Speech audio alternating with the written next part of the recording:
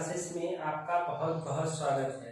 आज हम लोग चैप्टर नंबर 5 में कल इससे पहले जो वीडियो हम लोगों ने पढ़ा था उसमें वंशागति का गुणसूत्री सिद्धांत के बारे में हम लोगों ने पढ़ा था। आज हम लोग उसी से रिलेटेड कुछ इम्पोर्टेंट चीजें हैं जो आपको हम बताएंगे। इससे पहले हम लोगों ने देखा था कि सन 1902 ईस्वी में वाल्डेयर, सटन और बावेरी नामक 3 वैज्ञानिकों ने क्रोमोसोम्स का सिद्धांत दिया था। इसीलिए क्रोमोसोम्स के लिए एक सिद्धांत प्रस्तुत किया जिसे वंशागति का क्रोमोसोम सिद्धांत कहते हैं। यानी 1902 में वाल्डेयर, सटन और बावेरी ने क्रोमोसोम के लिए यानी गुणसूत्र के लिए एक सिद्धांत प्रस्तुत किया। उसी सिद्धांत को हम लोग किस नाम से जानते हैं? क्रोमोसोम यानी वंशागति का क्रोमोसोम सिद्धांत के नाम से जानते हैं। और इसके अनुसार जो हम लोग जो गुणसूत्री सिद्धांत होता है उसके अनुसार क्रोमोसोम जीन की तरह व्यवहार करता है। जैसे मैंने आपको बताया था मेंडल ने जो अपने 7 लक्षणों में प्रयुक्त किए थे वो जीन कारक थे जो हमेशा जोड़े के रूप में रहते। उसी प्रकार वंशागति की प्रत्येक कोशिका ने क्रोमोसोम जोड़े के रूप में होता है। जैसे हमारा जीन जोड़े के रूप में होता है वैसे ही हमारा गुणसूत्र जोड़े के रूप में होता है। इसी प्रकार हम कह सकते हैं कि जो क्रोमोसोम एकदम जीन की तरह कार्य करता है। किसकी तरह? जीन की तरह कार्य करता है। और यह किस रूप में रहेगा? जोड़े के रूप में। जैसे मैंने कल बताया था कि जो जीन हम कारक जैसे कि 7 लक्षण चुने थे जिसमें पहला था लंबा। मेंडल ने 7 लक्षण चुना था जिसमें पहला क्या था? लंबा था।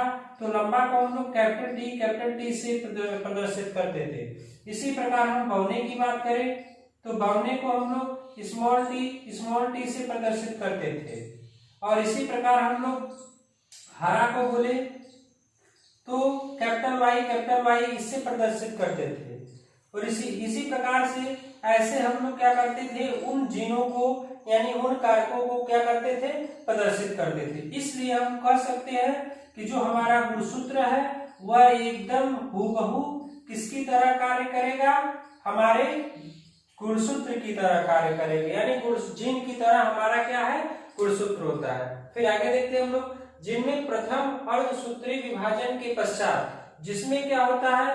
अर्धसूत्री विभाजन यानी पहली अर्धसूत्री विभाजन क्या होता है? जैसे हम लोग देखते हैं कोई डिप्लॉयड सेल होता है उसके क्या होते हैं? आधे आधे गुणसूत्रों में बढ़ जाते हैं। यानी यह अवस्था इसकी क्या कहलाती है? अर्धसूत्री विभाजन कहलाती है। क्या कहलाती है? अर्धसूत्री विभाजन। अगर विभाजन की बात करें हमने आपको कोशिका विभाजन के बारे में क्लास 11th में पढ़ाया था। जब आप लोग क्लास जो उसका आप लोगों का जो मैं बताया था 11th में कोशिका विभाजन, अगर आप पीछे जाकर देखें उस वीडियो को तो आपको समझ में आएगा।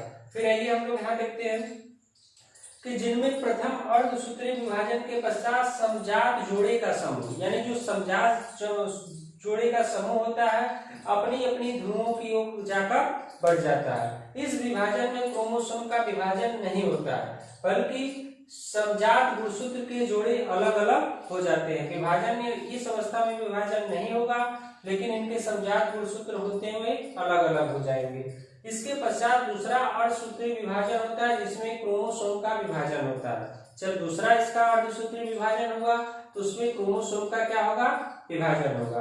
और फिर क्या होगा? जनन कोशिका का निर्माण होगा। आइए हम लोग एनसीईआरटी में जो आपका ये फिगर दिया है थोड़ा डिफिकल्ट दिया है, मैं इसको आपको बहुत आसान तरीके से समझाने की कोशिश करूंगा जिससे आपको यह समझ में जो गुणसूत्री सिद्धांत है वंशागति का अच्छे से समझ में आ जाए।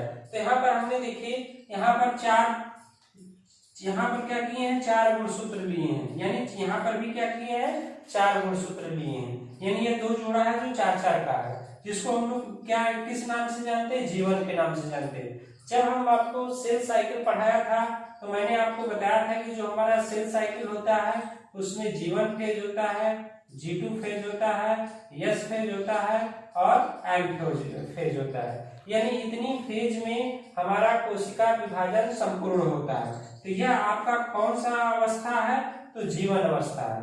जीवन अवस्था में ये कितने हैं? 4 गुणसूत्र है। जब यह इसकी G2 अवस्था होती है तो यह डिप्लॉयड होता आता है। डिप्लॉयड मतलब यह जुड़कर अगर 4 है तो कितना हो जाएगा, 8 हो जाएगा। देखिए यहाँ पर भी 8 हो गए, यहाँ पर भी क्या हो गए हैं, 8 हो गए। यानी इसका जब G2 अवस्था आता है तो यह क्या होता है, इनके गुणसूत्र डिप्लॉयड हो जाते हैं। क्या हो जाते हैं, फिर इन जो डिप्लॉयड गुणसूत्र होते हैं, इन डिप्लॉयड गुणसूत्र का अर्धसूत्री विभाजन जो पहली अवस्था होता है, जिसको हम लोग लेट फेज बोलते हैं, यानी यहाँ पर हम लोग क्या करेंगे, ये 8 डबल में हो गया। मैंने यहाँ पर बताया था कि जो प्रत्येक कोशिका में क्रोमोसोम जोड़े के रूप में हो जाएगा, तो यहाँ पर आकर किस रूप में हो जाएगा, जोड़े के रूप में हो जाएगा। जोड़ा होगा तो क्या होगा, डिप्लॉयड होगा। फिर उसके बाद क्या होगा, जिनमें प्रथम अर्धसूत्री विभाजन के पश्चात समजात जोड़े का समूह अपनी अपनी ध्रुवों पर हो जाते हैं, मतलब यह अपनी ध्रुव पर हो जाएगा या अपने ध्रुव पर हो जाएगा। फिर उसके बाद क्या दिया है, इस विभाजन में क्रोमोसोम का विभाजन नहीं होता है, यहाँ पर क्रोमोसोम का कोई विभाजन नहीं होता है, बल्कि समजात गुणसूत्र जोड़े अलग अलग हो जाते हैं। फिर यहाँ से जो समजात गुणसूत्र होते हैं यह अलग अलग हो जाएंगे, जो समान वाले गुणसूत्र हैं अलग अलग हो जाएंगे। इसके बाद पश्चात यानी हमने देखा यहाँ पर फिर इनके जो जोड़े हैं अलग अलग हो गए, इनमें कोई भी परिवर्तन नहीं हुआ है। यानी अर्धसूत्रण फर्स्ट अवस्था में इनके जो जोड़े हैं उनमें कोई परिवर्तन नहीं हुआ है, वो ऐसे के वैसे, बस यह अपनी ध्रुव की तरफ है या अपनी ध्रुव की तरफ है।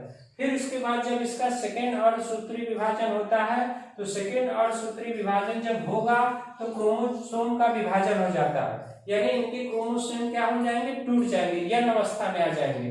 तो यह भी किस पहले जिस अवस्था में थे उसी अवस्था में क्या हो जाते हैं, आ जाते हैं। फिर इसी प्रकार क्या होता है, इससे उत्पन्न जो अर्धसूत्री विभाजन होगा, इससे अलग अलग प्रकार की जनन कोशिका का उत्पत्ति होगी। यानी इसी को हम लोग वंशागति का गुणसूत्री सिद्धांत कहते हैं। उम्मीद होगा कि यह वीडियो आपको अच्छे से समझ में आया होगा।